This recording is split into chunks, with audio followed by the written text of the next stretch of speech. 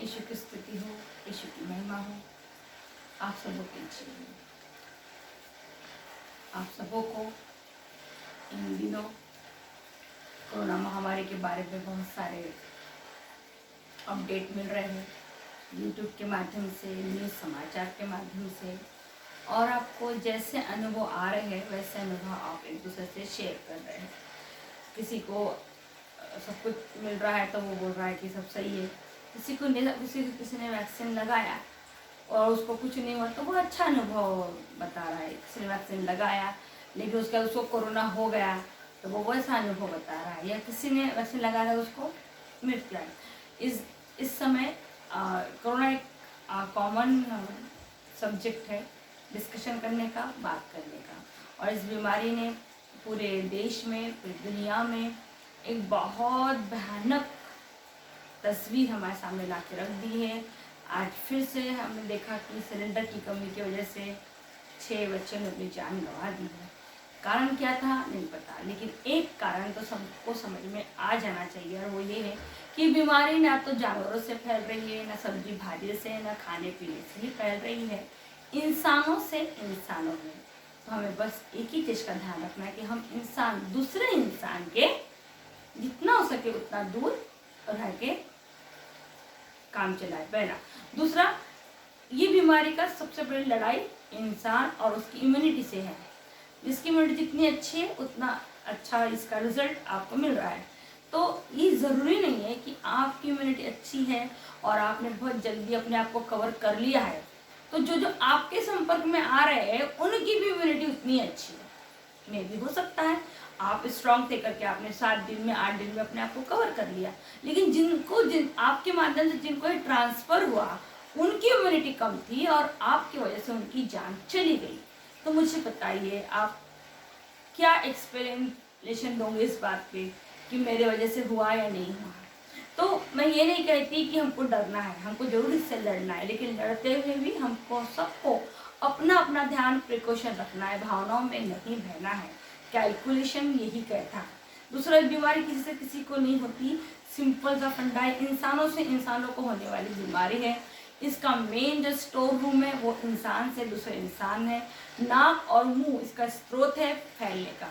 ये 2 चीज अगर हम इंसान कर लेंगे ना, ये बीमारी को ना तो ऑक्सीजन की जरूरत है ना मेडिसिन की जरूरत है, क्योंकि जिनको ये मेडिसिन आज से जब 1 साल पहले कोरोना आया था तो हम सब अपने घरों में थे, हम बराबर प्रिकॉशन ले रहे थे, लेकिन आज जब इसने एक महामारी का रूप ले लिया है हम डर ही नहीं रहे। हम बोलते सभी को तो हमको भी हुआ तो क्या होगा। ये सही तरीका नहीं है, क्योंकि हो सकता है आप बीमारी को एंजॉय कर रहे हैं, दूसरे नहीं कर रहे। हो सकता है आपके पास भरपूर पैसा पानी, आपने फटाफट मेडिसिन लिए और आपका ट्रीटमेंट मिल गया, ईश्वर को बहुत, लेकिन हो सकता है जिसके आपके माध्यम से किसी दूसरे को बीमारी मिले उसके पास इन सब चीज़ों के स्रोत नहीं है, सोर्स नहीं है। तो जाने अनजाने में कहीं ना कहीं आपने किसी की जान ले ली और आपको पता भी नहीं। इसे आज मैं रीना बोले दीदी आप लोगों के पास पैसा है, अगर आप लोगों को कुछ हो जाएगा तो आप लोग पटपट हॉस्पिटल जाओगे और पटपट अपना ट्रीटमेंट करा लोगे, लेकिन मैं कहाँ से करूँगी। दैट्स वो बिल्कुल सही है। तो ऐसा काम मत कीजिए जिससे आप दूसरों के लिए एक बुरा उदाहरण, बुरा अनुभव बन के रह जाए। हो सकता है आप बहुत पुण्य आत्मा है, आपको ये बीमारी नहीं होगी और आप बहुत स्ट्रांग है, लेकिन आपके वजह से अगर दूसरे को हुई और उसके कारण आप में से किसी एक की भी अगर जान जाते हैं तो याद रखिए आपको इसका जवाब परमेश्वर को देना है, ईश्वर को देना है। पर पुराने नियम से लेके नया नियम, आज्ञाओं का पालन करो। जो मुझे प्रेम का, आज का पाठ वही पढ़ाया गया चर्च में, जो मुझसे प्रेम करेगा वो आज्ञाओं का पालन करेगा। अब तो एक और नया एक ट्रेंड बन रहा है कोरोना का कि लोग अपने घर से दूसरों के घर में झांकने में तुले हुए हैं कि उनके घर में कितने कोरोना के पेशेंट हैं। क्या क्रिश्चियनिटी है हमारी और क्या हम चाह रहे हैं, क्योंकि जिनके घर में मृत्यु हो रही है मेरे दोस्तों उनके घर में जाके देखिए, जवान जवान बच्चे लोग इस बीमारी से जान खो दे रहे हैं। क्या उनके पेरेंट्स के ऊपर बीत रही होगी, क्योंकि आपके घर में इस महामारी ने एक विशाल रूप ले लिया, आप अच्छे हो गए तो आप इसके लिए कुछ भी टेस्ट मनी अपने मुंह से मत बोलिए। मेरी रिक्वेस्ट है आप लोगों से, मैं जानती हूँ आज कोरोना एक कॉमन ये है। आज फादर ने भी बहुत रिक्वेस्ट की लोगों से कि और कॉन्फिडेंस होके कुछ भी बातें मत करो। हाँ, तुमको अच्छा अनुभव आया इसलिए दूसरों को जाके मिस गाइड मत करो। हो सकता है आपकी इम्यूनिटी अच्छी थी करके आपको एक भी मेडिसिन नहीं खानी पड़ी, आपने गर्म पानी से भाप से आप अच्छे हो गए, लेकिन हर किसी की इम्यूनिटी इतनी अच्छी नहीं। दूसरा, आप अपने घर के बहुत अच्छे होंगे, आपके पास मदद करने के लिए 10 लोग होंगे, आपका पैसा होगा तो आप जल्दी कवर हो गए, लेकिन जरूरी नहीं है कि हर दूसरे के पास ये सारी फैसिलिटीज अवेलेबल है। तो प्लीज अपने लिए भी और दूसरों के लिए भी नुकसान का कारण मत बनिए। मैं सोच रही थी जब जीसस का जन्म हुआ तो जीसस एक मेमने के रूप में गौशाले में पैदा हुए। उसके बाद उन्होंने 30 साल तक अपने पिता के साथ इसका कारपेंटर का काम किया, मतलब उन्होंने शारीरिक रूप से उस काम को किया। उसके बाद उन्होंने जब आत्मिक रूप से काम शुरू किया तो उनको कई सारी पदवियां मिली। उसमें सबसे पहले उनको प्रेमिक यीशु, क्षमा करने वाला यीशु, चंगाई करने वाला यीशु, उद्धारकर्ता यीशु, भला चरवाहा यीशु, महापुरोहित यीशु, मिल्की सिद्दीके का यीशु, इस तरीके के बहुत सारे उनको क्या मिले, नाम मिले। उनका जन्म हुआ था एक छोटे से गौशाले में जहाँ की गाय के बच्चों का जन्म होता है। लेकिन देखिए जब वो मरे और जब उनका पुनरुत्थान हुआ तो एक राजा के समान मरे, मतलब पूरी दुनिया उनकी उस मृत्यु के सीन को अपने आंखों से देख रही थी और उनकी तरफ आकर्षित हो रही थी। तो इससे हम क्या समझते हैं, मे बी जन्म हमारे हाथों में नहीं है कि हम किसके घर में पैदा होते हैं किसके घर में नहीं, लेकिन हाँ मरण हमारे हाथ में है कि मरने से पहले हम ऐसा क्या काम करते हैं कि इस संसार के लोग और इस संसार को बनाने वाला वो सर्वशक्तिमान पिता आपकी तरफ आकर्षित हो, आपके उस गुण को देख के। ये बहुत ही डीप सब्जेक्ट है, इस पर जरूर मनन चिंतन कीजिए कि आप जीवन में चाहे जिसके परिवार में जन्म लिए हो, आप जिस घर में पैदा हुए हो, जैसे शायद आपके हालत हो, लेकिन आप जब मरे तो ऐसी मृत्यु आपको मिले ताकि आपकी मृत्यु इस संसार के लोगों को तो अपने तरफ आकर्षित करे, लेकिन सबसे बड़े आकर्षित किसको करे, उस पिता को। अगर आप पुराना नियम का उत्पत्ति ग्रंथ पढ़ोगे तो सबसे पहला जो चैप्टर है, जब हम मानव जाति का बनाना है और पिता का बात आज्ञा है, सबसे पहली आज्ञा प्रभु ने एक ही दी थी आदम को कि तुम अदन की वाटिका का वो फल नहीं खाना। लेकिन एक्चुअली वहां पे एक नहीं 2 पेड़ थे, एक जीवन का वृक्ष था और एक ज्ञान का वृक्ष था।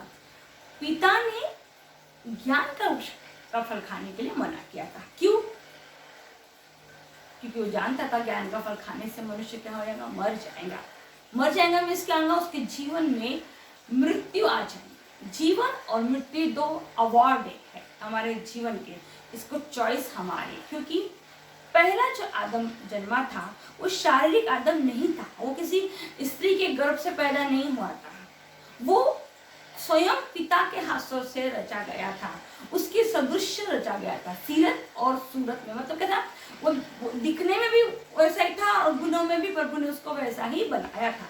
लेकिन जैसे ही ज्ञान का फल उसने खाया, उसने सीरत तो रह गई, सूरत तो रह गई, लेकिन सीरत परमेश्वर के उसके पास से निकल गई और उसने बोला कि अब मेरी आत्मा सदैव मानव के साथ, आदम के साथ नहीं रहेंगी, इसके जीवन में क्या आएंगी, मृत्यु आएंगी। मतलब क्या हुआ, ज्ञान, आपका ज्ञान जब आपसे पाप करवाता है, ये पाप का जो फल है उसको हम कहते हैं कि मृत्यु। मतलब क्या है, यदि मनुष्य पाप न करे तो उसको मरना कभी नहीं पड़ेगा, उसके हाथ में जीवन आएगा। क्यों?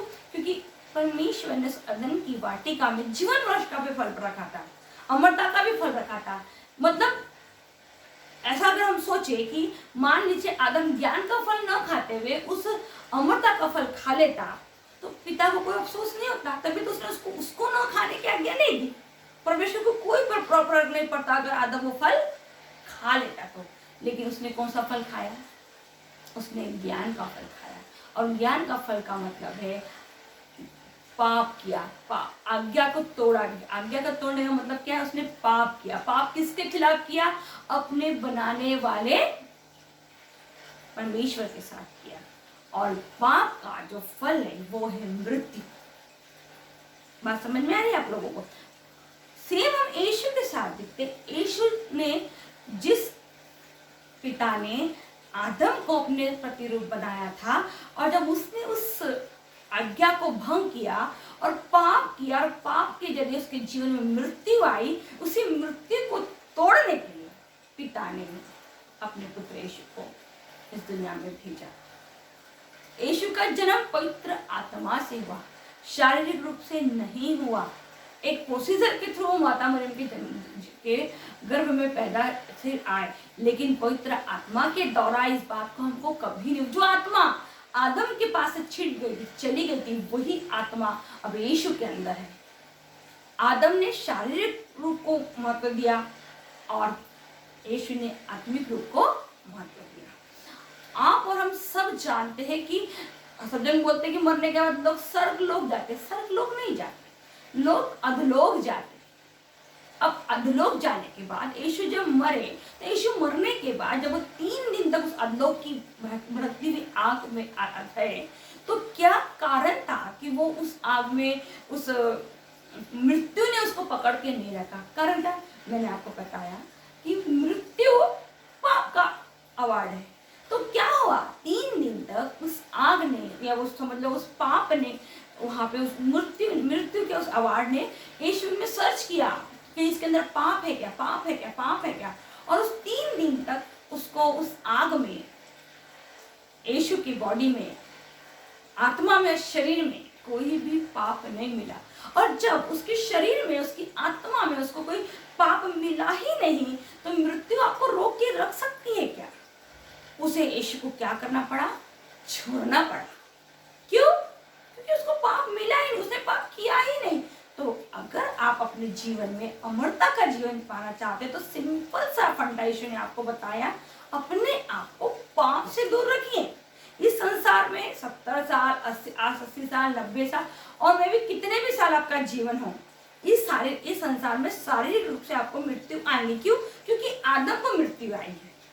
प्रभु ने, पिता ने क्या कहा कि अब इंसान अमर नहीं रहेगा, उसके जीवन में क्या है? मृत्यु। ये आदम के द्वारा किए गए पाप का फल है। इसलिए हम सबको मृत्यु आनी कंपलसरी है, उसे डरना नहीं है। लेकिन एक नया आदम आया है, जो नए विधान का आदम है, जो कि शारीरिक नहीं है, आत्मिक है। और इस आत्मिक आदम ने हमको बताया, यदि आप आत्मा में और शरीर दोनों में पाप से बचोगे, और अगर आप इस संसार में मर भी गए शारीरिक रूप से, तो मृत्यु अधलोक में आपको 3 दिन तक खींचते तानते रहेंगे, आपको ढूंढेंगी, सर्च करेंगी। और जब आपके अंदर पाप नहीं मिलेगा, तो उसको आपको क्या करना पड़ेगा?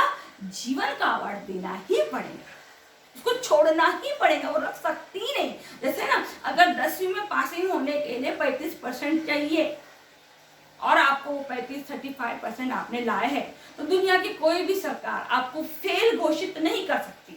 सेम टर्म और कंडीशन यही है। यदि आपने अपने जीवन में पाप से बच के अपने आत्मा को बचा लिया, क्योंकि शरीर का मरना तो इस संसार में तय ही तय है, लेकिन यदि आपने आत्मा रूपी बचा लिया, तो वो 3 दिन तक, क्यों हम तीसरा दिन क्यों मनाते हैं? कभी आपने मनन चिंतन किया है तीसरा दिन क्यों मनाते हैं? क्योंकि तीसरे दिन यीशु जी उठा था। तो हम भी ये उम्मीद करते हैं कि हम भी 3 दिनों तक उस लड़ाई में लड़ेंगे अधलोक में, और उस 3 दिन के बाद हमको भी शैतान को छोड़ना पड़ेगा, हमारे अंदर पाप ना पाके। तो मैं आपसे एक सवाल करना चाहती हूँ, हम सबको एक में सवाल करना पड़ता है कि क्या हमारा जीवन ऐसा है, हमने क्या ऐसा जीवन जिया है 10 साल का, 20 साल का, 30 साल का, 40 साल का, कि जब हम मरे, तो जब हम अधोलोक में जाएं, तो हमें मृत्यु को मुक्का देने का हिम्मत है हमारे को, कि मृत्यु हमको बोले इसमें तो पाप है ही नहीं, तो मैं इसको पकड़ के कैसे रखूं? एक्चुअली मृत्यु है क्या? आदम के द्वारा किया गया उस पाप का नतीजा है। जिसे प्रभु ने, पिता ने कहा कि अब मनुष्य जाति हमेशा जीवित नहीं रहेगा, उसके जीवन में मृत्यु आ गई। क्यों मृत्यु आ गई? क्योंकि पाप आ गया। पुराना विधान, नया विधान, यीशु नया मेमना, नया आदम आपसे कहता है, जो कि पवित्र आत्मा से भरा है। वो कहता है, यदि तुमने मुझे प्रेम किया और मेरे पिता को प्यार किया और तुमने आज्ञाओं का पालन किया, तो मैं तुमको तुम्हारे पापों को याद भी नहीं करूंगा। मैं तुमको एक नया जीवन प्रदान करूंगा, एक अनंत जीवन प्रदान करूंगा, जो जीवन किसके साथ रहेगा? मेरे साथ रहेगा। तो दोस्तों, मनन चिंतन करने का सब्जेक्ट है ये, कि क्या हमने ऐसे कोई काम किए हैं। आज कोरोना महामारी के वजह से पूरे देश में हाहाकार है, उसके बावजूद भी लोग अपने धीरता से 1 रुपए का भी नहीं सुधर रहे। इस तरह की कमेंट्स, इस तरह के शब्द उनके मुंह से निकल रहे, वो ईश्वर को धन्यवाद देने से बेहतर घुटनों पे आने के उल्टा एक दूसरे पे दोष लगा रहे, एक दूसरे को देख रहे झांक के, कि किसी घर में पेशेंट को नहीं मिल रहा तो अच्छी बात है, मेरे घर में मिला दूसरे घर में मिला बहुत अच्छी बात है, ताकि हम इक्वल हो जाएंगे ना पाप में। कोरोना परमेश्वर के द्वारा भेजी हुई कोई बीमारी नहीं, करुणा मनुष्य के पापों का नतीजा है। जितना ज्यादा पाप बढ़ते जाएंगे, महामारी और बढ़ जाएंगी। अगर आज भी आप और मैं नहीं समझे, अपने घुटनों पे हम नहीं आए, हमने पश्चाताप नहीं किया, परमेश्वर के उस भय को नहीं माना, तो दोस्तों हालत इससे भी ज्यादा गंभीर, इससे भी ज्यादा खतरनाक हो जाएंगे। क्योंकि इस बार जो लोग बीमार हो रहे हैं, पिछले बार उनके घरों के आजू बाजू भी कोरोना नहीं था, बड़े से बड़े इलाकों में लॉकडाउन लग चुका है। मेरी रिक्वेस्ट है आपसे, लोगों की मदद जरूर कीजिए, लेकिन सबसे पहले आज्ञाओं का पालन कीजिए। आप अपने आप को भी सेफ रखिए। कोशिश यही कीजिए कि आपके वजह से किसी दूसरे को ये बीमारी ना हो, और न किसी दूसरों की वजह से आपको बीमारी हो। इसलिए नहीं कि आप डरते, बल्कि इसलिए क्योंकि ये बीमारी इंसान से इंसान में ट्रांसफर होगी। तो आपको यहाँ भावनात्मक नहीं, कैलकुलेशन होना पड़ेगा। आपको आज्ञा का पालन करना पड़ेगा, फिर वो ईश्वर की आज्ञा हो या सरकार की आज्ञा। प्रभु आप वचन पढ़िए, प्रभु ने हमेशा से कहा है कि आप जिस भी सरकार के, जिस भी राजा के अधीन रहते हो, उसकी आज्ञाओं का पालन करो। अब वो किसके साथ अच्छा व्यवहार कर रहा, किसके साथ बुरा, ये देखने का, ये दोष लगाने का आपको अधिकार नहीं है। आपको एक आज्ञा दी गई है, वे गाड़ी चलाते वक्त हेलमेट पहनना चाहिए, आपके पास सारे डॉक्यूमेंट होने चाहिए, आप उसको रूल फॉलो कीजिए। दूसरों को पकड़ दिया, छोड़ दिया, मेरे को पकड़ दिया, ये दोष लगाने की भावना की वजह से ही आज इस संसार का ये हाल है। क्योंकि आदम ने भी क्या किया, हेवा पे दोष लगाया, उसने अपनी गलती को स्वीकार नहीं किया। तो ये जब तक रिपीट टेलीकास्ट हो जाएगा, तब तक का ये हमारा जीवन इसी तरीके से नाश होता जाएगा। क्योंकि अब ये जो समय है, ये है पवित्र आत्मा का समय। आपके आजू बाजू में आपकी मदद करने के लिए कौन है? ओनली वन ताकत, और वो है पवित्र आत्मा की ताकत। पवित्र आत्मा की ताकत आपके जीवन में काम तभी करेंगी जब आप ईश्वर का भय अपने जीवन में मानोगे। वो हमेशा सदैव आपकी रक्षा करेंगी, आपको सही और गलत का डिसीजन देंगी। लेकिन सब तब शुरू कहाँ से होंगी?